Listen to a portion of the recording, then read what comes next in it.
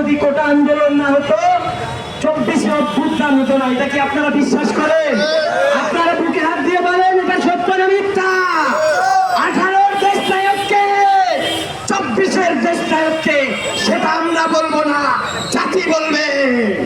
আপনারা জানেন দেশের ভাবমূর্তি নষ্ট হচ্ছে, জাতি প্রশ্ন তুলেছে বিপিনুরুল হক নূরের উপর কেন এই ওয়াকারুজ্জামানের এই ধরনের হামলা। জাতি এখন জানতে চাচ্ছে এই স্বরাষ্ট্র উপদেষ্টা কোন পরিকল্পনা করছে বিপিনুরুল হক নূরকে নিয়ে।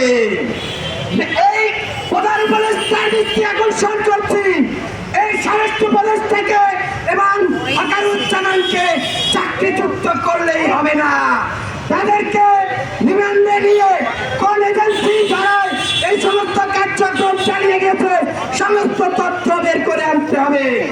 এক স্বৈরাচার 16 বছর এদেশের মানুষের রক্ত চুষে খেয়েছে।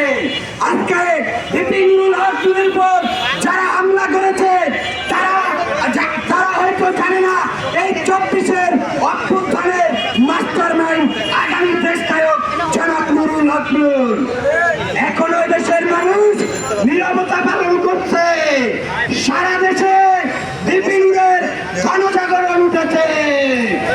এই আওয়ামী লীগ আর এই চাপা টাপা জ্বালিয়ে দিতে হবে, আইন নিজের হাতে তুলে নিতে হলে তাই নিতে হবে।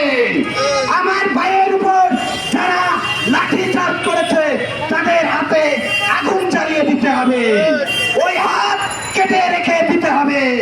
আমি বলতে চাই স্বরাষ্ট্র উপদেষ্টাকে পদত্যাগ করতে হবে এবং যারা এই হামলার সাথে জড়িত আছে প্রত্যেককে গ্রেফতার করতে হবে।